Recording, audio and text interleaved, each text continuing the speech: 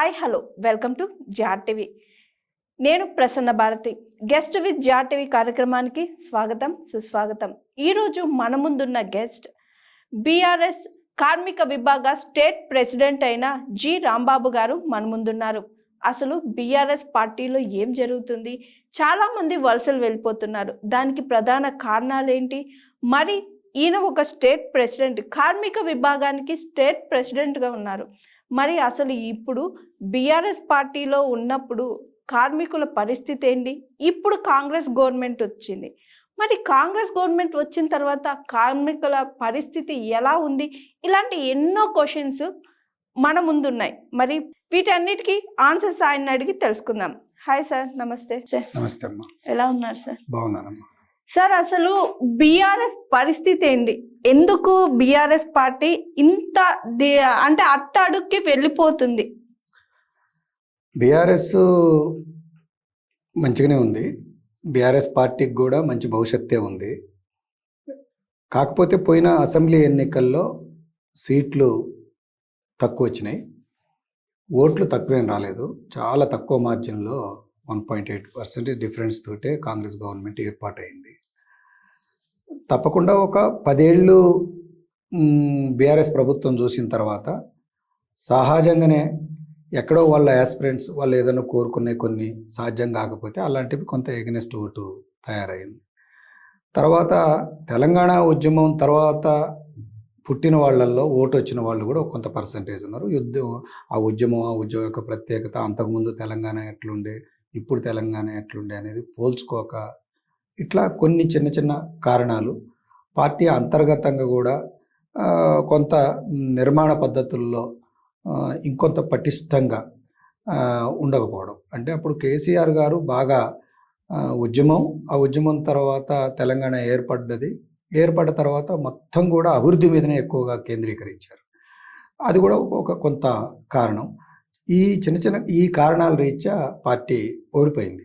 కానీ సత్యం ఏంటంటే తెలంగాణ ఇలా భారతదేశంలో ఇంత గొప్పగా కనపడటం అంటే వ్యవసాయ రంగంలో అభివృద్ధి, పారిశ్రామిక రంగంలో అభివృద్ధి, తలసరి ఆదాయంలో అభివృద్ధి, తలసరి కరెంటు వాడటంలోనూ ఎక్కువ, ఎంప్లాయ్మెంట్ జనరేషన్లో కూడా తెలంగాణ ఎక్కువ. కాబట్టి ఇవన్నీ చూసినప్పుడు తెలంగాణ ఏర్పడ్డ తర్వాత కేసీఆర్ గారు మొదటి ముఖ్యమంత్రిగా బ్రహ్మాండమైన అభివృద్ధి పరిచారు. దానికి తోడుగా ఓ పక్కన కేటీఆర్ గారు, హరీష్ గారు వీళ్ళందరూ కూడా ఆయనకు బాగా సహకరించి కష్టపడి ఆ రకంగా తెలంగాణని ముందుకు తీసుకొచ్చారు. ఒకరోజు వ్యవసాయం పంటలు అని అంటే మనం ఆంధ్రప్రదేశ్ గురించి, పంజాబ్ గురించి మాట్లాడే పరిస్థితి నుంచి ధాన్యం ఉత్పత్తిలో అత్యంత ఎక్కువగా ఇలా తెలంగాణని ముందుకు తీసుకురావటంలో కేసీఆర్ గారి నాయకత్వమే బాగా కేసీఆర్ గారి నాయకత్వమే అని చెప్పేసి మనం చెప్పక తప్పదు. అందుకని ఇవన్నీ చూసిన తర్వాత కొన్ని సందర్భాల్లో వాళ్ళ ఎక్స్పెక్టేషన్స్ ఏంటి అనేది మనం గ్రహించకున్నప్పుడు కూడా పడిపోతున్నాం. అట్లా అనుకుంటే సోవియట్ విప్లవం చాలా కష్టపడి ప్రపంచంలో కమ్యూనిస్టుల నాయకత్వంలో విప్లవం జయప్రదం అయ్యి రెండో ప్రపంచ యుద్ధం తర్వాత సోవియట్లో కమ్యూనిస్టుల రాజ్యం ఏర్పడ్డది సోషలిస్ట్ ప్యాటర్న్లో. బ్రహ్మాండంగా అందరికీ భోజనం, అందరికీ ఉద్యోగం, అందరికీ ఇల్లు, బ్రహ్మాండమైన ఒక అభివృద్ధి జరుగుతున్న సమయంలో కొంత వ్యక్తిగత కారణాలు, అక్కడ ఉన్న వాళ్ళు కోరుకున్న స్వేచ్ఛ, వాళ్ళు ఇంకోటి కోరుకున్నారు. అలాంటివి కొన్ని అమలు జరగదు. ఫలితంగా సోవియట్ కూలిపోయింది. అట్టే సహజంగానే జనం కోరుకుంటున్నది ఏంటి అనేది పరిశీలించుకోవాల్సిన అవసరం కొన్ని సందర్భాల్లో ఉంటుంది. మనం మంచి చేయాలనుకున్నంత మాత్రం సరిపోదు. మనం మంచి చేయాలి, కానీ జనం ఏం కోరుకుంటున్నారో కూడా పరిశీలనలో ఉండాలి. ఎక్కడో ఆ బ్యాలెన్సింగ్ తప్పడం వల్ల ఇప్పుడు డెఫినెట్గా కేసీఆర్ గారు మళ్ళా ఇట్లాంటి అంశాలు ఎక్కడెక్కడ లోపాలు జరిగినాయి ఏంటి అనేది వాటన్నిటిని ఇప్పుడు సరి చేసే పనిలో ఉన్నారు. నిరంతరం జనంతో, క్యాడర్ తోటి మాట్లాడుతూ ఉన్నారు. కాబట్టి తిరిగి బీఆర్ఎస్కు బంగారు భవిష్యత్తు ఉంటుంది. ఈ రాష్ట్ర ప్రజలకి బీఆర్ఎస్ పార్టీ తప్పకుండా నాయకత్వం ఇస్తుంది. తిరిగి అధికారంలోకి కూడా వస్తాం. ఎక్కువ కాలం ఏం పట్టదు. నేను ఎందుకు ధైర్యంగా ఈ మాట అంటానంటే కాంగ్రెస్ పార్టీ చాలా మాటలు చెప్పింది, ఒక రకంగా అబద్ధాలు చెప్పింది.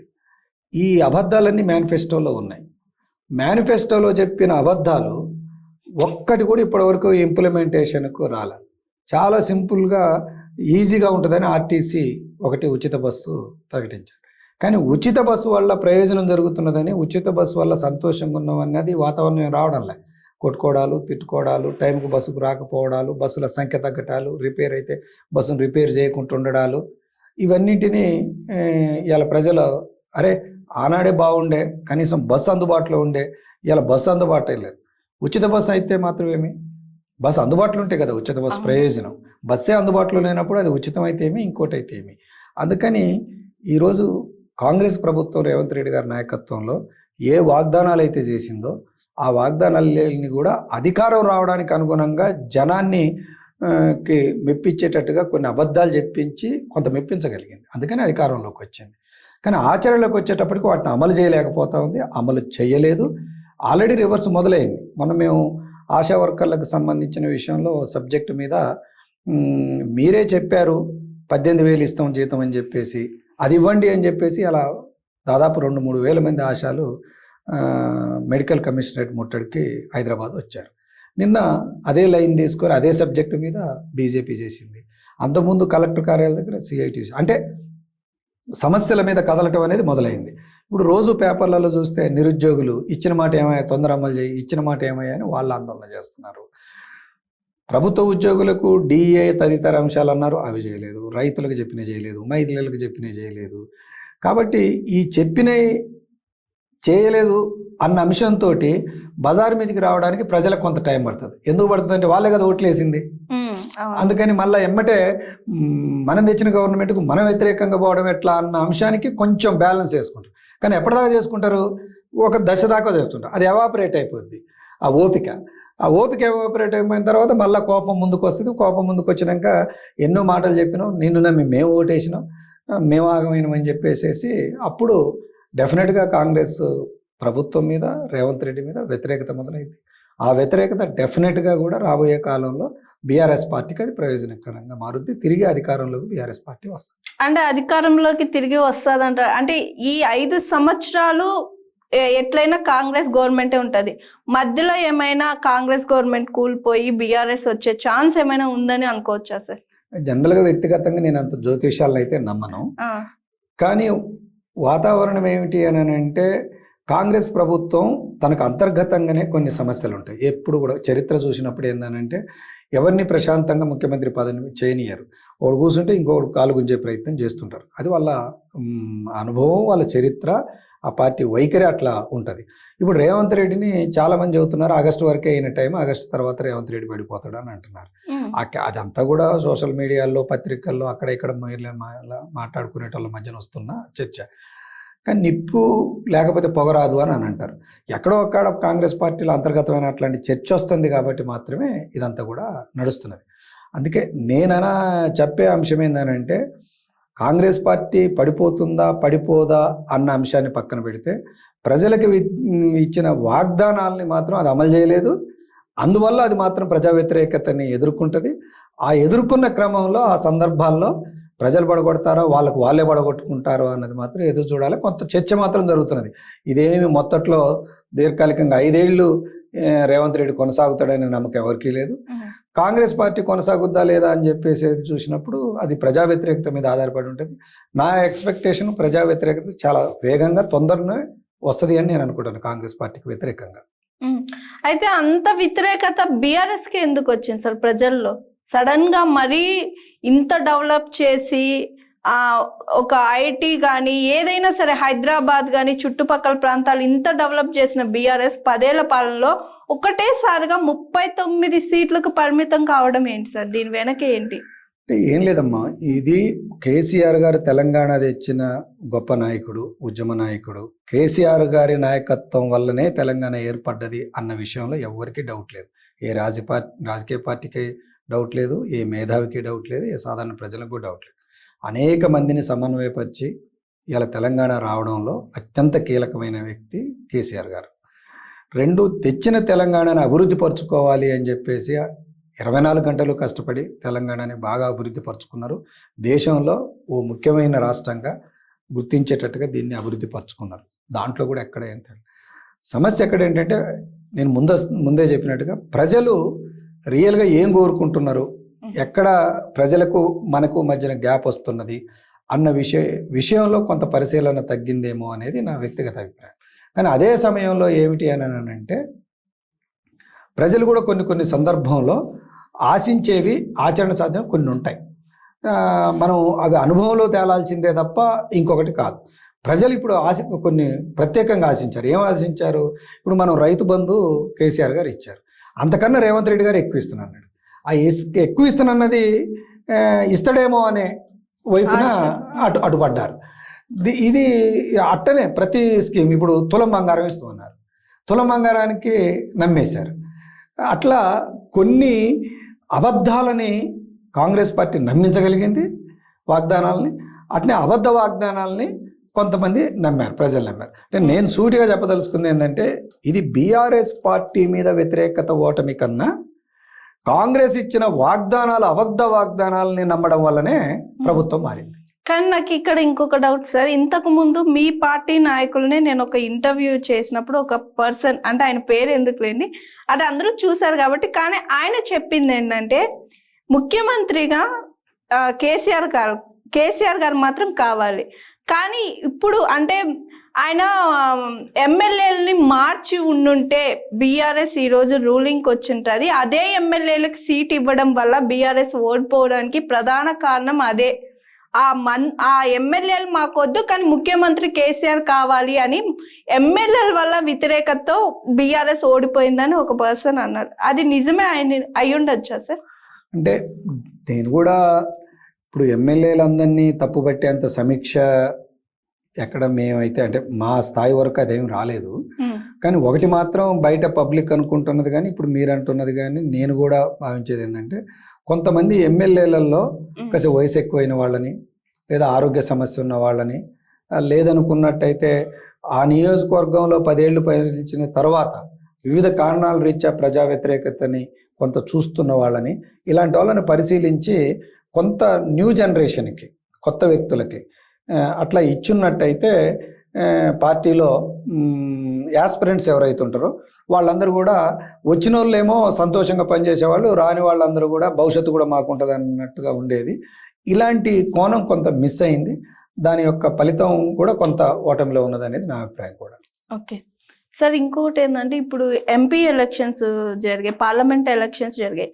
అప్పుడు ఒక న్యూస్ బాగా స్ప్రెడ్ అయింది. అదేంటంటే బీఆర్ఎస్ వాళ్ళే దగ్గరుండి బీజేపీకి పార్లమెంట్లోకి పంపించడానికి ఓట్లు వేయించారు, ఇదంతా బీఆర్ఎస్ఏ నడిపించిందని చెప్పి ఈ న్యూస్ బాగా స్ప్రెడ్ అయింది. అయితే బీఆర్ఎస్ వాళ్ళే బీజేపీకి పార్లమెంట్ పంపించడానికి ఓట్లు వేపిస్తే అదే బీజేపీ ఇప్పుడు రూలింగ్ చేస్తుంది. మరి కవిత గారిని ఎందుకని అరెస్ట్ చేసి జైల్లో పెట్టించారు? అంటే ఇప్పుడు ఇందులో మీరు చెప్పింది ఒకటే అబద్ధం. బీఆర్ఎస్ పార్టీ బీజేపీకి ఓట్లు వేయించిందన్నది అబద్ధం. బీజేపీకి బీఆర్ఎస్ ఓట్లు వేపిస్తే కవిత గారు ఇన్ని రోజులు జైల్లో ఉండాల్సిన అవసరం లేదు. ఇది ఏంటంటే కాంగ్రెస్ పార్టీ కానీ బీఆర్ఎస్ మీద ఉన్న వ్యతిరేకులు కానీ ఇది ఉద్దేశపూర్వకంగా ప్రయత్నం చేస్తున్న ప్రచారం. పార్లమెంట్ ఎన్నికల్లో తెలంగాణ ప్రజలు ఎట్ట చూసినారు అని అంటే ఇది కేంద్ర ప్రభుత్వం ప్రధానమంత్రిని ఏర్పాటు చేసే ఎన్నికలు.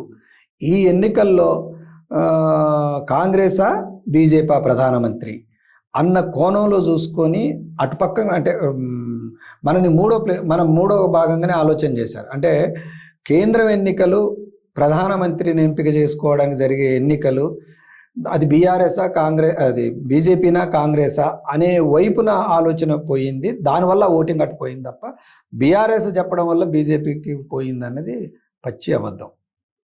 మరి కవిత గారి పరిస్థితి ఏంటి సార్? కవిత గారికి సంబంధించినంత వరకు ఆల్రెడీ కేసీఆర్ గారు కూడా దీని మీద వ్యాఖ్యానించి ఉన్నారు. ఇవాళ భారతదేశంలో చాలా రకాలమైన అవినీతి ఆరోపణలు చాలామంది మీద వచ్చినాయి, పెద్దవి వచ్చినాయి. అందరూ మహారాజుల లెక్క దేశంలోనూ విదేశాల్లోనూ తిరుగుతున్నారు. ఆ పేర్లన్నీ పత్రికల్లో, టీవీల్లో మనం చూస్తున్నాయి. కానీ ఏదో ఒక ఆరోపణ చేసి కేసీఆర్ గారిని లొంగ తీసుకోవడం కోసం కేసీఆర్ గారు బీఆర్ఎస్ పెట్టగానే ఈయన మొత్తం దేశమంతా తిరిగితే అది బీజేపీకి నష్టం అని చెప్పేసి ఓ ప్రణాళికాబద్ధంగా కవిత గారిని కేసులో ఇరికించి ఆమెను అరెస్ట్ చేసి ఆ రకంగా ఇబ్బంది పెట్టే ప్రయత్నం చేశారు. అందుకనే సహజంగానే కవిత గారికి సంబంధించినంత వరకు సరే కేసు పెట్టారు కాబట్టి ఎదుర్కోక తప్పదు, కోర్టు పోక తప్పదు. కానీ అంతిమంగా మాత్రం కవిత గారు ఏ తప్పు చేయలేదని బయటకు వస్తారనేది మేము పూర్తిగా విశ్వసిస్తున్నాం. ఆమె ఏం తప్పు చేయలేదు. కానీ బెయిల్ కూడా రాకుండా చేస్తున్నారు. ఎందుకంటే ఇదే కేసులో అరెస్ట్ అయిన క్రేజీ వాళ్ళకి మొన్న రీసెంట్ గా బెయిల్ వచ్చింది, మళ్ళీ ఆ బెయిల్ ని క్యాన్సిల్ చేశారు. అది వేరే విషయం. కనీసం ఈమెకు ఆ ఛాన్స్ కానీ బెయిల్ కానీ ఇచ్చే పరిస్థితుల్లో కూడా లేదు. ఎందుకని? దురదృష్టవశాత్తు భారతదేశంలో రాజ్యాంగ పరిధిలో ఉండే ఈ ప్రభుత్వ వివిధ శాఖలు ఏవైతే ఉన్నాయో అవన్నీ కూడా స్వతంత్రంగా పనిచేయట్లేదు. అవన్నీ ఎవరు అధికారంలోకి ఉంటే వాళ్ళకు అనుగుణంగా పనిచేస్తున్నాయి. సహజంగానే ఇవన్నీ కూడా ప్రభుత్వంలో ఉన్న పరిపాలనలో ఉన్న ప్రధానమంత్రి, ముఖ్యమంత్రి లేదా ప్రభుత్వం వాళ్ళకు అనుగుణంగానే ఇవి శాఖలు పనిచేస్తాయి. కానీ చాలా ఎక్కువగా పనిచేస్తున్నాయి. ఎంత పనిచేస్తున్నాయి అంటే మనం రాసుకున్న రాజ్యాంగంలో ఉన్న చట్టాల్లో ఉన్న నియమ నిబంధనలు కూడా పక్కకు పెట్టి ఆ ప్రజాప్రతినిధులు ఏం చెప్తారు, మంత్రి ఏం చెప్తాడు, ఎమ్మెల్యే ఏం చెప్తాడు, ఎంపీ ఏం చెప్తాడు, వాళ్ళు చెప్పినవి చేయాలన్న కాడికి వచ్చేసినారు. వాటి ఫలితమే ఇదంతా కూడా. అంటే ఇప్పుడు ఇవన్నీ ఎందుకు అవుతున్నాయి అని అంటే వాస్తవంగా ఎక్కడా కూడా ఒక నిబద్ధత లేని వ్యవహారంగా మారిపోయింది. అంటే ప్రజాస్వామ్య విలువలు తగ్గిపోవటమే మీరు అడిగిన ప్రశ్నకు సమాధానం. ఓకే సార్, ఇప్పుడు బీఆర్ఎస్ నుంచి కాంగ్రెస్ లోకి లేదా బీజేపీలోకి చాలా మంది ఇక్కడ ఎమ్మెల్యే గెలిచిన వాళ్ళు కూడా వలసలు వెళ్ళిపోతున్నారు. ఎందుకని ఆ పరిస్థితి వస్తుంది సార్? ఇట్లా అయితే బీఆర్ఎస్ మొత్తం ఖాళీ అయిపోతుందా అని అనుకోవచ్చా? చాలా మంచి ప్రశ్న. బీఆర్ఎస్ అయితే ఏం ఖాళీ కాదు. బీఆర్ఎస్ కావాల్సినంత సభ్యత్వం ఉంది, కావాల్సినంత క్యాడర్ ఉన్నారు, ప్రజలలో ఆదరణ ఉంది. ఈయాటికి కూడా కేసీఆర్ గారు అంటే చాలామంది ప్రజలు దేవుడిగా భావిస్తున్న పరిస్థితి కూడా ఉన్నది. ఎందుకనంటే ఆయన మొదలుపెట్టిందే పెన్షన్, ఆయన మొదలుపెట్టిందే ఇవాళ కుల సంఘాలకు, వృత్తి సంఘాలకు ప్రోత్సహించి వాళ్ళకు సహకరించడం, ఆదుకోవటం లాంటివి, గురుకులాలు కానివ్వండి, కళ్యాణ లక్ష్మి లాంటి స్కీమ్స్ కానివ్వండి, భారతదేశంలో చాలా స్కీములకు కేసీఆర్ గారు ఆదర్శమైంది. మిషన్ భగీరథ, మంచినీళ్ళ లాంటి వాటికి అది మోదీ గారు లాంటి వాళ్ళే చెప్పారు. అందుకని కేసీఆర్ గారు బీఆర్ఎస్ భవిష్యత్తుకి ఏమీ ప్రమాదం లేదు, మంచిగా ఉంటుంది. కానీ గెలిచిన ఎమ్మెల్యేలు ఎందుకు కాంగ్రెస్లో పోతున్నారు అని అంటే నేను ఇంతకుముందే చెప్పినట్టు ఎక్కడ ఏమవుతుంది అని అంటే చివరికి సిఐ కూడా గెలిచిన ఎమ్మెల్యే కన్నా అక్కడ ఓడిపోయిన కాంగ్రెస్ ప్రతిపక్ష ఎమ్మెల్యేకే ఎక్కువ విలువ ఇచ్చి వాళ్ళ మాట వినే పరిస్థితి వస్తున్నారు. ఇక అభివృద్ధి మాటకు వస్తే గెలిచిన ఈ ప్రతిపక్షంలో ఉన్న ఎమ్మెల్యేని ఏ రకంగా పట్టించుకున్న పాపాన పోవడం లేదనేది ఒక అభిప్రాయం కలుగుతుంది. కాబట్టి ఒక రకంగా చెప్పాలని అంటే నువ్వు మా దగ్గరికి వస్తేనే, నువ్వు మా కాంగ్రెస్ పార్టీలో జాయిన్ అయితేనే నీ నియోజకవర్గానికి ఏదన్నా మంచి చెడు అనే అభిప్రాయాన్ని బహిరంగంగా ముఖ్యమంత్రి స్థాయిలో ఉన్న వాళ్ళు ఫోన్లు చేసి ఎమ్మెల్యేలతో మాట్లాడితే వాళ్ళు ఏంటి ఇట్లా చేతులు కట్టుకొని ప్రజలకు ఏమీ చేయకుండా 5 ఏళ్ళు ఇట్లా కూర్చోవడమా, లేదు అని అంటే ఈ 5 ఏళ్ళు పోయి ప్రజలకు ఏదైనా ఒక పని చేసుకోవడం అనే ఒక లాజిక్లోకి ఎమ్మెల్యేలు వెళ్ళిపోతున్నారు. దాని కారణంగా కొంతమంది ఆశపడి వాళ్ళు కాంగ్రెస్లోకి వెళ్తున్నారు. కానీ ఏమైనా కొంత నీతి ఉండాలా, చెప్పాలా జనానికి. కష్టకాలం ఉంటుంది, సుఖకాలము ఉంటుంది. ఇప్పుడున్న పరిస్థితుల్లో అధికార పార్టీ కాదు కాబట్టి కొట్లాడి మనం ఎంతవరకు లాక్కగలుగుతామో అంతవరకు లాక్కొస్తామని చెప్పేసి ప్రజల దగ్గరికే పోయి ప్రజలు చెప్పుకుంటే ప్రజలు అర్థం చేసుకుంటారు. కానీ అట్లా కాకుండా సుఖమైన దారి ఎంపిక చేసుకొని అటు పక్కకు పోయేటట్టుగా కొంతమంది వెళ్తున్నారు. ఆల్రెడీ కేసీఆర్ గారు ఎమ్మెల్యేలను పిలిచి చెప్తున్నారు, ధైర్యంగా ఉండండి, కొంచెం కష్టకాలంలో మనం నిలబడటం అనేది అవసరం. అదే రకంగా అనేక రాజకీయ పరిణామాలు కూడా వేగవంతంగా మారే అవకాశాలు ఉన్నాయి. కాంగ్రెస్ పార్టీ ఇచ్చిన వాగ్దానాలను అమలు చేయలేదు. ప్రజా తిరుగుబాటు తొందరలో వస్తుంది, మీరు తొందరపడి ఇప్పుడు అటో ఇటో అయిపోయి ఆగం కావద్దు అని చెప్పేసి వారు అయితే చెప్తున్నారు. మా అభిప్రాయం కూడా అవకాశవాద మార్పులే తప్ప ఇవేమీ ఏదో విధానాలని బేస్ చేసుకొని మారుతున్న మార్పులు కాదు, ఏది కాదు. More casualness. మనం గెలిచినాం, ఎట్లా ఈడుంటే పోలీసుడు ఫోన్ ఎత్తాడు, ఎంఆర్ఓ ఫోన్, కలెక్టర్ ఆహ్వానించడు, ప్రోటోకాల్ దెబ్బతింటుంది, రోజు ఏదో చికాక ఆడుంటే హాయిగా ఉంటాం. That's all. ఈ సింపుల్ ఇట్లాంటి లాజిక్స్ తోటి పోతున్నారు. ఇలాంటి వాళ్ళ భవిష్యత్తు ఉండదు. ఇలాంటి వాళ్ళకి ఎప్పటికి కూడా భవిష్యత్తు ఉండదు. ఒక విధానానికి కట్టుబడి, ఓ పనికి కట్టుబడి, ఓ నిబద్ధతతోటి రాజకీయాల్లో ఉన్న వాళ్ళకి చిన్నగానైనా భవిష్యత్తు మంచిగా ఉంటుంది. ఇన్ కేస్ మళ్ళీ బీఆర్ఎస్ లోకి రావాలి అనుకుంటే పోయిన ఎమ్మెల్యేలే మీరు పార్టీలోకి ఆహ్వానిస్తారా? అంటే ఇలాంటివన్నీ కూడా అప్పుడు సమయం సందర్భాన్ని బట్టి బలాలను బట్టి ప్రజలు రిసీవ్ చేసుకునే తీరును బట్టి అప్పుడున్న పార్టీ అధినేత ఈ నిర్ణయాలు తీసుకుంటాడమ్మా. ఇప్పుడు పోయిన వాళ్ళందరినీ మనం లాజిక్గా మాట్లాడేస్తాం, ఎవడు పోతే వాడు పోనీయండి, వాడిని మళ్ళీ ఎట్టి పరిస్థితుల్లో మనం తీసుకోము అనేది జనరల్గా మనం మాట్లాడతాం. కానీ రాజకీయాల్లో శాశ్వత మిత్రులు శాశ్వత శత్రువులు ఉండరు అని మళ్ళీ అది మనం మాట్లాడుతుంటాం. అందుకని ఈ రాజకీయాలను బీఆర్ఎస్ రాజకీయాలను వదిలిపెట్టి పోవడం అనేది సరైందా కాదా అనేంత దాని మీదనే మనం మాట్లాడగలుగుతాం. నా ఉద్దేశంలో అది సరైంది కాదు అని చెప్పేసి చెప్పడం. పోయిన వాళ్ళు రేపు వస్తారా రారా, వస్తే తీసుకుంటామా లేదా, అది ఇప్పుడు దానికి ఆన్సర్ చెప్పడం అనేది అంత కష్టమైంది. అది అంత పెద్ద నా ఉద్దేశంలో అలాంటివి ఊహాజనితమైనవి చెప్పడానికి ఏదన్నా మాటలు మాట్లాడుకోవడానికి ఉపయోగపడతాయి, కానీ అదంత పెద్ద కరెక్ట్ కాదు. టైం పాలిటిక్స్లో ఎత్తుగడలు ఎట్లుంటాయి అని అంటే ఏ రోజు ఉన్న పరిస్థితులను బట్టి ఆ రోజులో నిర్ణయాలు ఉంటాయి. ఒకటి. రెండు, ఎప్పుడు కూడా శాశ్వత శత్రువులు శాశ్వత మిత్రులు ఉండరు. అది కూడా గుర్తుపెట్టుకో. దాన్ని బేసేసే పాలిటిక్స్. ఇంకోటి కూడా బాగా ప్రచారం చేస్తారు సార్ ఈ వలసల గురించే. అసలు ఈ పార్టీలో వాళ్ళని ఈ పార్టీలోకి లాక్కోవడం, ఈ పార్టీలోంచి ఆ పార్టీలో పంపించడం, ఇదంతా ఈ తెలంగాణలో కేసీఆర్ గారే మొదలు పెట్టారు కదా, ఆయన నేర్పించిందే కదా, ఆయన రూట్లోనే మేము కూడా నడుస్తున్నామని ఒక ఇప్పుడున్న రూలింగ్ పార్టీ మినిస్టర్ ఒక మాట అన్నారు. అది నిజమేనా సార్? పచ్చబద్ధం. భారతదేశంలో ఇలాంటి విధానం ఏదన్నా ప్రారంభమైందంటే అది కాంగ్రెస్ వల్లనే ప్రారంభమైంది. అట్లా అనుకున్నప్పుడు పివి నరసింహరావు ఎట్లా ప్రధానమంత్రి అయిండు అందరికీ తెలిసిన విషయమే. ఆయనకున్న ఎంపీ సీట్లన్నీ ఆయన ఎట్లా అయ్యిండు అని చెప్పేసి. అట్నే ఎన్టీ రామారావు గారు ఎంతో మెజార్టీతో వస్తే ఎన్టీ రామారావు గారు లాంటి పడగొట్టి ఇంకొంతమంది ఎట్లా ముఖ్యమంత్రి అయినరు, ఆ తర్వాత అప్పుడు ఏం జరిగింది అనేది.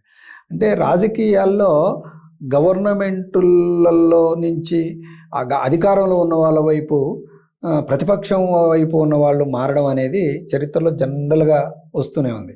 ఇదేవో ఒక మనిషి ఆడిస్తున్న నాటకం. అందులో కేసీఆర్ గారి మీద బురద చల్లడానికి వాడుతున్నదే కానీ కేసీఆర్ గారి కన్నా ముందే ఇవి భారతదేశంలోనూ మన రాష్ట్రంలోనూ అనేకం జరిగినాయి.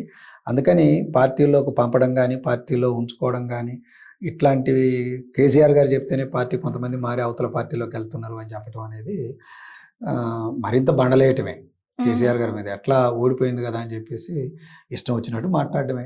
ఈ యూట్యూబ్లు ఉన్నాయి, చిన్న ఛానల్స్ ఉన్నాయి, ఎలక్ట్రానిక్స్ మీడియా ఉంది. ఏమో 10 మంది ఇంటే ఒకడన్నా నమ్మకపోతాడా అని చెప్పేసి ఆ ప్రచారమే తప్ప కేసీఆర్ గారు పాపం ఈ వయసులో కూడా విపరీతమైన కష్టపడుతూ నిన్న విపరీతమైన జనం వచ్చినారు కేసీఆర్ గారి ఇంటికి ఎర్రవల్లి. కొన్ని వందల మంది వచ్చినారు. ఒక రకంగా చెప్పాలని అంటే గుళ్ళోకి పోయినట్టుగా లైన్లో నిలబడి అనేక మంది వెళ్ళి కలిసి వచ్చినాం. ప్రజాదరణ ఆయనకేం తగ్గలేదు. విపరీత మొన్న 3-4 గంటలు నిలబడి అందరికీ ఒక్కొక్క మనిషితో కలిసిండు, మాట్లాడిండు, ఫోటో దిగిండు, అట్లా కష్టపడుతున్నాడు. అందుకని ఆయనని బాగా మానసికంగా అన్ని రకాలుగా బలహీనపరచడం ద్వారా పార్టీ కొంచెం దెబ్బతింటే భవిష్యత్తుకు మాకు లాభం అనుకునేటోళ్ళు చేసే ప్రచారం తప్ప ఇంకోట్లేదు. సార్, ప్రధానంగా ఇప్పుడు తెలంగాణలో బొగ్గు గనులు వేలంపాట అని చెప్పి జరుగుతుంది. మరి ఈ వేలంపాట జరగకుండా బీఆర్ఎస్ ఎలాంటి స్టెప్ తీసుకోబోతుంది? జరగనిస్తారా, జరగనివ్వరా? అంటే తెలంగాణలో బొగ్గు గనుల ప్రైవేటీకరణ అనేది చాలా అన్యాయం. ఎందుకంటే సింగరేణి అనేది ఈరోజు మన తెలంగాణకి అత్యంత ముఖ్యమైన ఆదాయ వనరు. ఎంప్లాయ్మెంట్ జనరేట్ చేసిన దాంట్లో కూడా ఓ పెద్ద సంస్థ. సింగరేణి వల్ల మనం బాగా ఈ రాష్ట్రం కొంత అభివృద్ధి అవడానికి ఉపయోగపడ్డది. కానీ దురదృష్టవశాత్తు బీజేపీ దేశభక్తి మాటలు చాలా చాలా చెప్పి వచ్చింది. కాంగ్రెస్ పార్టీ విధానాల కన్నా భిన్నంగా ఈ దేశాన్ని పరిపాలిస్తామని చెప్పింది. కానీ కాంగ్రెస్ పెట్టిన ప్రైవేటీకరణ విధానాలను ఏవైతే ఉన్నాయో తూచా తప్పకుండా బీజేపీ పాటిస్తున్నది. అంతకన్నా వేగవంతంగా బీజేపీ ప్రైవేటీకరణ అంశాలను ముందుకు తీసుకొస్తున్నది. బొగ్గు గనుల ప్రైవేటీకరణకు సంబంధించి వచ్చినప్పుడు బొగ్గు గనుల ప్రైవేటీకరణ బీఆర్ఎస్ సంపూర్ణంగా వ్యతిరేకిస్తున్నది. గతంలో కూడా కేసీఆర్ గారు పబ్లిక్ సెక్టార్ని రక్షించాలని చెప్పేసి జరుగుతున్న ప్రతి ఉద్యమానికి ఆయన సపోర్ట్ చేశారు. బిహెచ్ఎల్ లాంటి పబ్లిక్ సెక్టార్కి ఆర్డర్లు ఇచ్చి దాన్ని కాపాడే ప్రయత్నం చేశారు. అనేక సందర్భాలలో పబ్లిక్ సెక్టార్ ఎప్పుడు క్రైసిస్లో పడ్డా కూడా Hmm. తనుగా తన వంతు నేను కార్మిక వర్గానికి మీకు అండగా ఉన్న పబ్లిక్ సెక్టార్ రక్షణకు మీరు చేసే ప్రయత్నాల్ని మేము సపోర్ట్ చేస్తామని చెప్పేసి ఆయన కేటీఆర్ గారు చాలా సందర్భాల్లో కూడా చెప్పారు. విశాఖ స్టీల్ ప్రైవేటీకరణ కూడా కేసీఆర్ గారు కేటీఆర్ గారు పార్టీ బహిరంగంగా వ్యతిరేకించింది. ఇక్కడికి వచ్చేటప్పటికి ఇప్పుడు మీరు ఆపగలుగుతారా లేదా అని అంటే Hmm. మేము గట్టిగా ఆపేందుకు కావాల్సిన అన్ని ప్రయత్నాలు మా శక్తి మేరకు మేము చేస్తాం. కానీ రాష్ట్రంలో కాంగ్రెస్ ఉన్నది, ఏదైనా అడ్డం తిరిగితే కాంగ్రెస్ తిరగాలి. గతంలో మేము అట్లాంటివి అడ్డం తిరిగి నిలుపుకోగలిగినాం. బీఆర్ఎస్ పార్టీ అట్లా అడ్డం తిరిగి నిలుపుకోగలిగింది. మరి అలా కాంగ్రెస్ పార్టీ బొగ్గు గనుల ప్రైవేటీకరణ ఆపగలుగుతుందా లేదా అనేది కాంగ్రెస్ పార్టీ తేల్చుకోవాల్సింది అధికార పార్టీగా ఈ రాష్ట్రంలో ఉన్నది. ఎందుకంటే అందులో అధికార పార్టీ మన ప్రభుత్వమే మేజర్ షేర్ హోల్డర్ సింగరేణిలో, కేంద్ర ప్రభుత్వం తక్కువ షేర్ హోల్డర్. Hmm. అందుకని మేజర్ షేర్ హోల్డర్గా ఉన్న ఇవాళ తెలంగాణ ప్రభుత్వం ఏదైతే ఉన్నదో ఆ ప్రైవేటీకరణ వ్యతిరేకించగలుగుతుందా లేదా అనేది ఇవాళ కాంగ్రెస్ పార్టీ మీద ఉంది. బీఆర్ఎస్ పార్టీగా మాత్రం మాకున్న అన్ని వనరులను ఉపయోగించుకొని, అది చట్టం కానివ్వండి, అది ప్రజా ఉద్యమం కానివ్వండి, లేదా కార్మిక ఉద్యమాల ద్వారా కానివ్వండి, తప్పకుండా ప్రజల్ని కార్మికుల్ని సమీకరించి ప్రైవేటీకరణ వ్యతిరేకించే ప్రయత్నాలు అన్నీ చేస్తాం. మీరు ఆపుతారా అనే క్వశ్చన్ వేస్తే ఆపే ప్రయత్నమే మనం చేయగలిగేది. Hmm. ఆపుతారా లేదా అనేది వచ్చేటప్పటికి ఇంకా అనేక అంశాలు అందులో ఉంటాయి. అంటే ఈ ప్రభుత్వ వైఖరి ఎట్టుంటుంది, రాష్ట్ర ప్రభుత్వ వైఖరి ఎట్టుంటుంది, కేంద్ర ప్రభుత్వం వైఖరి, వాళ్ళిద్దరూ కలుసుకుంటే ఆపేసేయచ్చు. Hmm. అట్లీస్ట్ రాష్ట్ర ప్రభుత్వం గట్టిగా గొడవ చేస్తే మేము మాది సపోర్టింగ్గా ఉంటుంది మా పోరాటం. Hmm. వాళ్ళు ఏది మాట్లాడకుండా నమ్మకు నేరెత్తినట్టు కూర్చున్నట్టయితే డెఫినెట్గా బీజేపీ దాన్ని ప్రైవేటీకరణ చేసేస్తాం. సార్, అయితే ఇప్పుడు సింగరేణికి కేటీఆర్ గారు బొగ్గు గనుల సందర్శనకు వెళ్ళారు. దీని వెనక ఏమైనా? ఏమీ లేదు. దీని వెనకాల కూడా ప్రైవేటీకరణ వ్యతిరేకించాలనే ఉద్దేశం. ప్రైవేటీకరణ వ్యతిరేకించే వాళ్ళందరికీ కూడా ఒక మోరల్ బూస్టప్. మనందరం కలిసి ఉందాం, కలిసి ఉంటే మన దాన్ని మనం రక్షించుకుందాం అని చెప్పేసేది ఇందులో అంటే ఈ ప్రయాణంలో బాగా ఉపయోగపడుతుంది. ఏదో మనం ఎక్కడో కూర్చొని పేపర్ స్టేట్మెంట్ ఇచ్చి సింగరేణిని కాపాడుకుందాం అని అంటే అట్లా కాదు కదా. కాపాడుకుందాం అనుకునే వాళ్ళందరినీ కూడా ఒక రకమైన ధైర్యం ఇవ్వాలి. ఎందుకంటే రాష్ట్రాన్ని 10 సంవత్సరాలు పరిపాలించిన దాంట్లో గనుల శాఖ మంత్రిగా వ్యవహరించారు, ఇండస్ట్రియల్ మంత్రిగా వ్యవహరించారు. ఓ ముఖ్యమైన రోల్ గవర్నమెంట్లో పే చేశారు. అందుకని కేటీఆర్ గారికి ఉన్న పేరు ఫాలోయింగ్ అదంతా కూడా ప్రజల్లోకి పోతే, అరే కేటీఆర్ గారే ప్రైవేటీకరణ వ్యతిరేకిస్తున్నాడు, మనం కూడా వ్యతిరేకిద్దాం, అందరం కలిసి నిలబడదాం పండి అని అన్నప్పుడు ప్రభుత్వాలు కొంత షేక్ అయ్యి వెనుకడుగేస్తాయి. అందుకోసం ఆ రకంగా ప్రైవేటీకరణ వ్యతిరేక చైతన్యాన్ని లేపడానికి ఇది ఉపయోగపడింది. అందుకోసం సార్, ఇంకొకటి ప్రధానంగా ఏంటంటే కేసీఆర్ గారు ఓడిపోయిన తర్వాత, అసెంబ్లీ ఎన్నికల్లో ఓడిపోయిన తర్వాత ఆయనకు హెల్త్ ఇష్యూస్ కావచ్చు, లేకపోతే ఆయన 2 దగ్గర కనిపించారు సార్. ఒకటి నల్గొండ బహిరంగ సభలో, రెండవది మొన్న తెలంగాణ ఆవిర్భావ దినోత్సవం దశాబ్ది ఉత్సవాల్లో. తర్వాత కేసీఆర్ గారు ఎక్కడ కనిపించడంలా ఏంటి సార్? ఎందుకని కేసీఆర్ గారు ప్రజల్లోకి వస్తాను అంటున్నారు కానీ ఇంకా రావటం లేదు. కేసీఆర్ గారు ప్రజల్లోకి వస్తున్నారు, రోజు ప్రజలతోటే సంబంధం కలిగి ఉన్నారు. మీరు చెప్పినట్టుగానే నల్లగొండ సభ ఓ ప్రజా సమస్య, దాన్ని ముందుకు తీసుకొచ్చి ఆయన గట్టిగా నిలబడ్డారు. ఆ తర్వాత కాలంలో కూడా ఇతర సభలలో అనేక సందర్భాల్లో ఆయన పాల్గొన్నారు. ఈ ఉత్సవాల్లో కూడా అతను పాల్గొన్నారు. ఇప్పుడు కూడా ప్రతిరోజు పబ్లిక్ ఆయన దగ్గరికి వెళ్తున్నారు, ఆయనతో మాట్లాడుతున్నారు. ఆయన తిరిగితే ఒక నియోజకవర్గానికి వెళ్తాడు, ఆయన దగ్గరికి 10 నియోజకవర్గాల నుంచి ప్రతినిధులు పోయి, ప్రజలు పోయి సమస్యలు చెప్పి ఆయన అప్ టు డేట్గా మొత్తం సమస్యలు ఏమవుతున్నాయి కనుక్కొని మళ్ళీ వెంబటే దాని మీద ప్రభుత్వంతో ఎట్లా కొట్లాడాలి మనం, లేదనుకుంటే అధికారులతో ఎట్లా రిప్రజెంట్ చేయాలి అనేక అంశాలు గైడ్ చేస్తున్నారు. నాయకులు కూడా మీరు ఎట్ట కదలాలని చెప్తున్నాడు. ఆయన ఒక్క నిమిషం కూర్చునేది ఏమి ఉండలేదు. నిరంతరం ప్రజలతోటి కార్యకర్తలతోటి కేసీఆర్ గారు ఉన్నారు. మేమే దాని ప్రత్యక్ష సాక్ష్యం. నిన్న మీరు గూగుల్లో అట్లా మ్యాప్స్లలో చూసినారు, నిన్న కొన్ని 100 మంది పోయి కేసీఆర్ గారిని కలిసి అందరం కూడా ఆ సమస్యలు చెప్పినాం, ఆ సమస్యలు ఎట్లా పరిష్కరించుకోవాలో వారు కూడా మాకు గైడెన్స్ ఇచ్చినారు. అందుకని కేసీఆర్ గారు ప్రజలలోకి రావట్లేదు అని, ప్రజలతో సంబంధాలు కలిగి ఉన్నారు, రోజు సమన్వయం చేసుకోగలుగుతున్నారు, ప్రజలతోటే ఉన్నారని అర్థం చేసుకోవాలి. అంటే సంబంధాలు కలిగి ఉండడం వేరు, ప్రజల్లో ఉండడం వేరు కాదా సార్? రెండింటికి ఒక డిఫరెంట్ ఉంది కదా. అంటే ఎప్పుడు విన్నా కేసీఆర్ గారు ఫామ్ హౌస్ లోనే ఉంటున్నారు, ప్రజల్లోకి రారు అనే అవకాశం కేసీఆర్ గారు ఇస్తున్నారు కదా. చాలా మంచి మాట.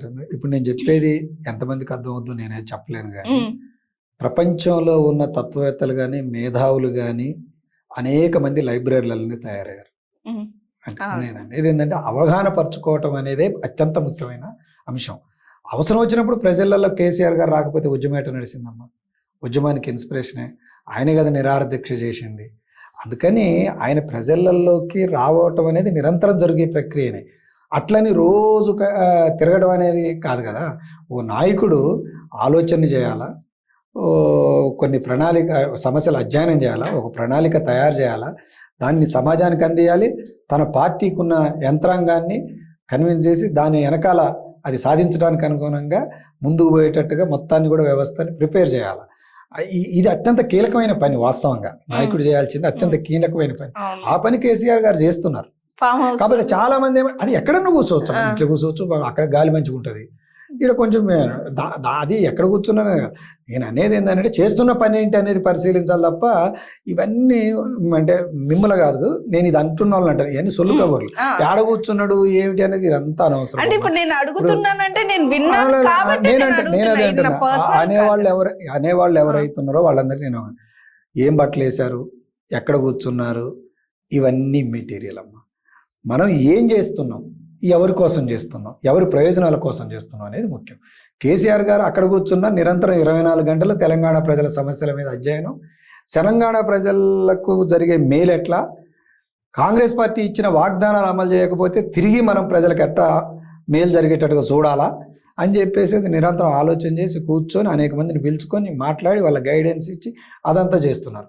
ఇలా అనేక మంది జిల్లా నాయకులు, పెద్ద పెద్ద నాయకులను పిలిపించి 1 గంట 2 గంటలు అందుకని ఇది ఒక రకంగా చెప్పాలని అంటే బట్టగాల్చి మీద చేయటండి. ప్రజల్లోకి రావట్లేదు, ప్రజల్లోకి రాకుంటే ఎట్లుంటాం. ప్రజల్లో వచ్చి ఉద్యమాలు చేసిన నాయకుడు ఆయనకు ప్రజల్లోకి రావడం అనేది చాలా సరదాగా ఉంటుంది, చాలా ఇంట్రెస్ట్ కూడా ఉంటుంది. కానీ లోడ్ ఎక్కడ కాన్సన్ట్రేషన్, ఏ పని మీద కాన్సన్ట్రేషన్, అది అర్థం చేసుకోకుండా ఉట్టిగానే సోది మాట్లాడటం అనేది చాలా మంది మాట్లాడుతుంటారు, చాలా తప్పు. ఓకే సార్, ఇప్పుడు కాళేశ్వరం కానీ మేడిగడ్డ ప్రాజెక్టులు కానీ అవకతవకలు జరిగాయని చెప్పి భారీగా స్కామ్, లక్షల వేల కోట్లు స్కామ్ జరిగిందని చెప్పి ఇటు కేసీఆర్ గారికి అటు హరీష్ రావు గారికి గవర్నమెంట్ తరపున నోటీసులు పోతున్నాయి. దీని మీద వాళ్ళు ఎలా స్పందిస్తారని చెప్పి వెయిట్ చేస్తున్నారు. ఇది ఎంతవరకు నిజం సార్? అమ్మ, ఒకటి, కాళేశ్వరం అనేది ఇవాళ ప్రపంచంలోనే ఒక గొప్ప ప్రాజెక్టు, చాలా తక్కువ కాలంలో నిర్మించబడి చరిత్ర సృష్టించి తెలంగాణలో భూముల విలువ పెరగటానికి, పంటలు ఎక్కువగా పండటానికి, నీటి వసతులు పెరగటానికి, మంచినీటి సమస్యను పరిష్కరించడానికి ఇది కారణమైంది. కాళేశ్వరాన్ని కాపాడుకోవడం ఇలా అవసరం అని చెప్పేసి అనేక మంది మేధావులు కూడా ఇలా కదులుతున్నారు. ఈ సమయంలో ఒక రాజకీయ దురుద్దేశంతో కేసీఆర్ గారిని ఎట్టి పరిస్థితుల్లో కూడా ఒక అవినీతికి అంటగట్టి, ఆ అవినీతికి అంటగట్టే పేరుతోటి ఒక ప్రయోజనాన్ని పొందాలని చెప్పేసి ప్రయత్నం చేస్తున్నారు. నోటీసులు వచ్చేటప్పటికి అధికార పార్టీ ఉన్న వాళ్ళకు అది పెద్ద లెక్క కాదు. ఆ అధికార పార్టీలో ఉన్న వాళ్ళు ఎవరికి నోటీసులు పంపమంటే వాళ్ళు పంపిస్తారు. మీకు పంపించమంటే పంపిస్తారు, ఎక్కువ మాట్లాడితే నాకు పంపించమంటే పంపిస్తారు. అట్లా అధికార పార్టీ ఎవరికైనా కూడా నోటీసులు పంపేయడం అంతే. ఇప్పుడు గతం నుంచి బీజేపీ ఇవ్వాలనే లేదు, 10 ఏళ్ల నుంచి బీజేపీ ఉంది. ఇప్పుడు వాళ్ళు ఏదన్నా అందులో జరిగి ఉంటే ఈ పాటికి ఎప్పుడో పట్టి తీసి దాన్ని నేలకేసి కొట్టేటోళ్ళు కాదు. ఓ రాజకీయ వాతావరణం కోసం, విమర్శ కోసం అవినీతి అనేదాన్ని ఒకదాన్ని వాడుకుంటున్నారు. కాలం తేల్చుద్ది కదా రేపు. ఎంత కష్టపడి, ఎన్ని రేయంబగుళ్ళు కష్టపడి, ఎంత డబ్బును పోగేసి ఆ కాళేశ్వరాన్ని కట్టింది. ఆ కాళేశ్వరం కట్టడం వల్ల ఇవాళ ఎంత మేలు జరిగింది. 4 రోజులు కాళేశ్వరం నుంచి నీళ్ళు రాకపోతే మన పరిస్థితి ఏంది? ఇప్పుడు ఈ సంవత్సరం ఉంది, వర్షాలు వెనక ముందు అయ్యేటట్టుగా ఉన్నాయి. ఇవాళ వ్యవసాయ పరిస్థితి ఏముంది? తెలంగాణలో వ్యవసాయం మళ్ళీ వెనకబడిపోయింది. ఆల్రెడీ పోయిన వేసంగిలో పంట అంత దిగుమతి రాలేదు. ఇప్పుడు ఈ వర్షాకాలం నేను గ్యారెంటీగా చెప్తాను, ఈ వర్షాకాలం కూడా దిగుమతి గత వర్షాల కాలం కన్నా తేడా తగ్గుద్ది. ఇదేమనంటే వర్షం రాలేదని అంటారు. వర్షం రాకపోయినా కూడా కాళేశ్వరం అనేది ఉంటే ఆ పైనుంచి కురిసిన వర్షాలు గోదావరిలో అడ్డకట్ట కట్టుకొని ఆ ఎత్తిపోయడం వల్ల మన తెలంగాణకి చాలా ఉపయోగపడేది. అలాంటివన్నీ కూడా నెగ్లెక్ట్ చేసి కేసీఆర్ గారిని తిట్టే పని మీద, ఆయన నోటీసులు ఇచ్చే పని మీద ఉంది ప్రభుత్వం.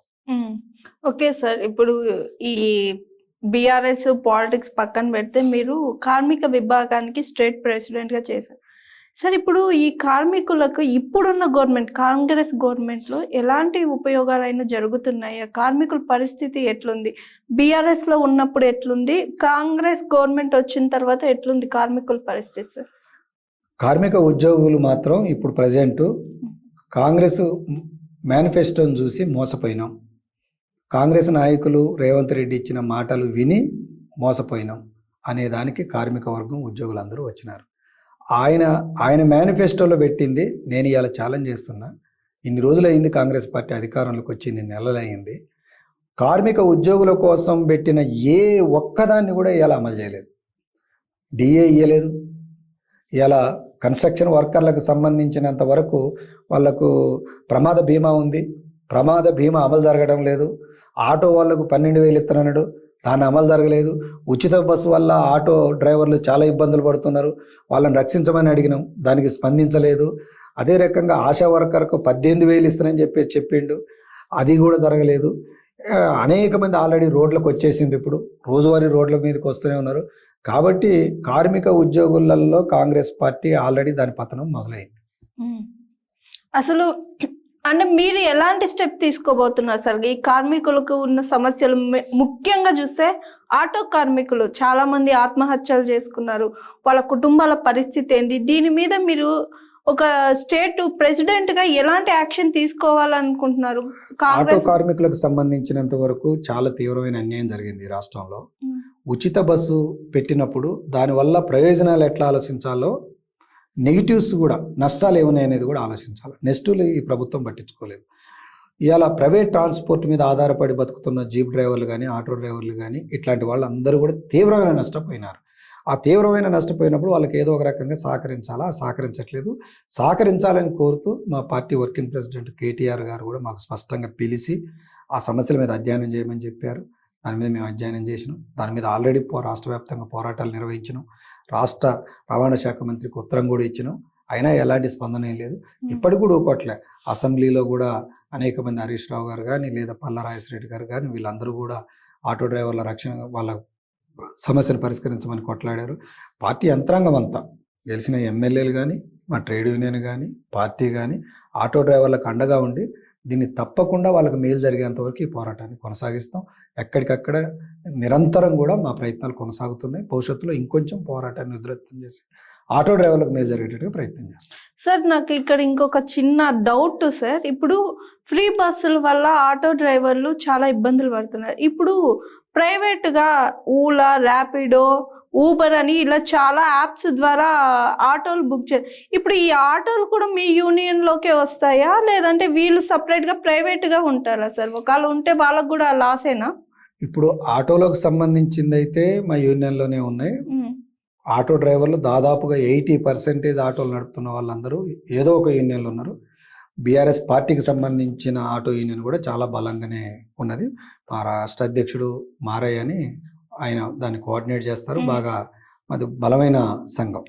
ఇక మీరు మిగతాయి చెప్పిన అనుబంధంగా ఉండే ఈ ర్యాపిడో కానీ, లేదనుకుంటే ట్యాక్సీ కానీ, ఇట్లాంటివి కూడా వాళ్ళకు కూడా యూనియన్లు ఉన్నాయి, అసోసియేషన్లు ఉన్నాయి. అందులో చాలామంది మాతోటి కూడా ఉన్నారు. ఎవరున్నా సమాజంలో బతకటానికి ఒక దారి ఎంపిక చేసుకున్నప్పుడు, ఆ బతుకు మీద దెబ్బ తగులుతున్నప్పుడు ఆ బతుకు దేనివల్ల దెబ్బ తగులుతున్నది అని ఆ దెబ్బను పరిశీలించి పరిష్కరించడానికి ఒక ప్రయత్నం మన ట్రేడ్ యూనియన్లుగా మేము నిరంతరం చేస్తుంటాం. అది ఆటో డ్రైవర్కి రానియండి, ట్యాక్సీ డ్రైవర్కి రానియండి, ఓ అమాలీకి రానియండి, ఓ భవన నిర్మాణ కార్మికుడికి రానియండి, అతని బతుకుకు దెబ్బ తగులుతూ ఉంటే మాత్రం ఆ పరిశీలించి ఆ బతుకు హక్కుగా అతను బతికేదానికి వచ్చే ఆర్థిక వనరులు నష్టపోకుండా ఉండేటట్టుగా వాళ్ళకు రక్షణగా నిలబడటం అనేది మా ట్రేడ్ యూనియన్ల పైన అది మేము చేస్తున్నాం. ఓకే, ఎలాంటి యాక్షన్ తీసుకోవాలనుకుంటున్నారు సార్? ఇప్పుడు గవర్నమెంట్ స్పందించడం లేదు కదా? ప్రభుత్వం స్పందించట్లేదు. కాకపోతే అక్కడక్కడ ఏమొస్తుందంటే, మేము స్పందిస్తున్నప్పుడు మొన్ననే వచ్చింది కదా గవర్నమెంట్, దీంట్లోనే కాంట్రడిక్షన్. మేము వర్కర్లకు అడిగి పోయి ఒకళ్ళు వస్తారు, మా దగ్గరికి వస్తారు, వచ్చి ఇలాంటి అన్యాయం జరుగుతుంది, మీరు కదిలితే న్యాయం జరుగుద్ది అని అంటారు. అరే నువ్వు ఒక్కడు కాదు కదా, మీరు 10 మంది వస్తే మాట్లాడదాం పండి అని మేము అంటాం. 10 మందిలో ఒక 3-4 ఏమంటారు, అరే 4 రోజులు అయింది కదా గవర్నమెంట్ వచ్చి, కాస్త చూద్దాం పట్టరాత్రి చేస్తాడేమో అని ఇట్లాంటి వాదన చేసేటోళ్ళు ఉన్నారు. అందుకని మేము కూడా టైం ప్రకారంగా చూస్తాం. ఎప్పుడైతే కార్మికులు మా దగ్గరికి వస్తున్నారో, కార్మికుల్లో స్పందన వస్తున్నదో, స్పందన వచ్చినప్పుడు చాలా పెద్ద ఎత్తున గదిచ్చే ప్రయత్నం చేస్తాం. లేదు అన్యాయం జరుగుతుంది అన్నప్పుడు దాన్ని పేపర్ రూపంలో స్పందించి మెమోరాండాలు, కరపత్రాలు, ఇంకో రూపంలో ఉంటుంది. అంటే దీంట్లో కూడా దశలు ఉంటాయి. అంటే ఉదాహరణకు ప్రచారం, అంటే ఒక సమస్య మనకు వచ్చినప్పుడు ఆ సమస్యను ప్రచారం చేస్తాం. లేదు కొంచెం స్పందన వచ్చినప్పుడు ఆందోళన చేస్తాం. తీవ్రంగా వ్యతిరేకత వచ్చినప్పుడు పోరాటం చేస్తాం. ఇంకా తీవ్రం చేస్తే సమ్మె చేస్తాం. ఆ రకంగా దశల వారీగా పోరాటాలు నిర్మించుకుంటాం. కాంగ్రెస్కు వ్యతిరేకంగా డెఫినెట్గా రాబోయే కాలంలో తీవ్రమైన పోరాటాలు నిర్మిస్తాం. ఓకే సార్, ఇది మీ పర్సనల్గా సంబంధించిన క్వశ్చన్. నేను ఒకసారి అంటే అనుకోకుండా ఒక మీటింగ్ వచ్చినప్పుడు కొన్ని విన్నాను సార్, మీరు కూడా పార్టీ మారుతారు, మీరు కూడా కాంగ్రెస్లోకి వెళ్ళిపోతున్నారు అని విన్నాను. అది నిజమేనా సార్? బీఆర్ఎస్ మీరు కూడా వదిలేసి కాంగ్రెస్ లో జాయిన్ అవ్వాలని అనుకుంటున్నారా? ఒకవేళ అనుకుంటే వాళ్ళు మీకు ఇచ్చిన ఆఫర్ ఏంటి? అది నిజమైతే మీరు వేసిన ప్రశ్నకు సమాధానం అంటే ముందు అలాంటి ఆలోచనలు ఉంటే నేను మీ ఇలాంటి ఇంటర్వ్యూకు రాను. నేను అలాంటిది ఉంటే ఇలాంటి ఇంటర్వ్యూకి రాను. ఒకటి ఇంత ముందు మీరే అన్నారు కదా సార్, నిప్పు లేదే పొగరాదని. మరి ఎందుకని మీ పార్టీలో నాయకులు ఈ మాట అలా అనుకుంటున్నారంటే అది నిజమే ఉండదు. వస్తాయనంటే ఒకటేమో ఎప్పుడు ఒక సీటు ఖాళీ అయితే కూర్చోడానికి ఇంకోడు ఉంటాడు. ఆ ఉండేటోడికి నేను ప్రమోషన్ నాకు రావాలని అంటే ఎన్ని పద్ధతుల్లో ప్రయత్నం చేసుకోవాలనేది ఒకటి ఉంటుంది. కాబట్టి ఇతను ఖాళీ చేయాలని అంటే ఏమేమి పద్ధతుల్లో ప్రచారం చేయాలా, ఆ ప్రచారం చేస్తే ఆ సీటు మనకు ఎట్టొస్తుంది అని చెప్పేసే పద్ధతుల్లో కొంతమంది ఉంటారు. ఇక్కడ ఉంది కొంత, ఎందుకంటే నెగిటివ్ ప్రచారం చేయడానికి. రెండో అంశం ఏముందంటే నేపథ్యం కూడా ఉంటుంది.